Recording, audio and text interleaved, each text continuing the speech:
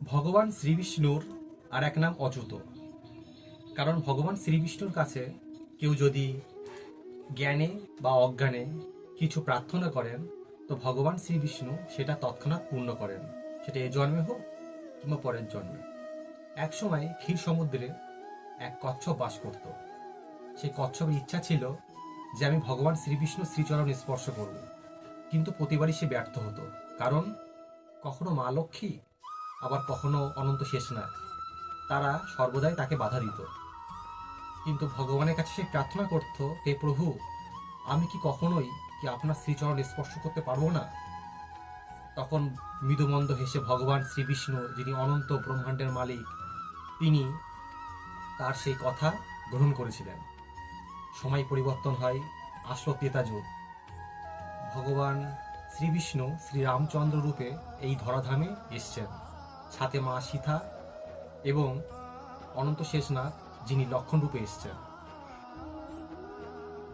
প্রভু গঙ্গা পার হয়ে তিনি পঞ্চবটী বনের দিকে এগোবেন, কিন্তু গঙ্গা পার হওয়ার সময় কোনো নৌকা ছিল না। তো দূরে এক মাঝি এসে বলেন যে আমার নৌকায় আপনাকে পার করতে দেব, শুধুমাত্র একটা কৃপা আপনার করতেই হবে। সেটা হচ্ছে আমি আপনার শ্রীচরণ আগে ধৌত করব, তারপরেই আমি এই নদী আপনাদের পার করে দেব।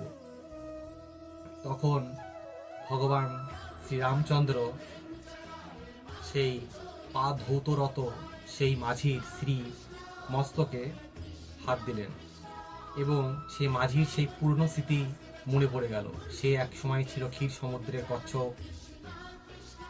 সে বারবার ভগবান শ্রীবিষ্ণুর শ্রীচরণে স্পর্শ করতে যেত, মা লক্ষ্মী এবং অনন্ত শেষনাগ বাধা দিত।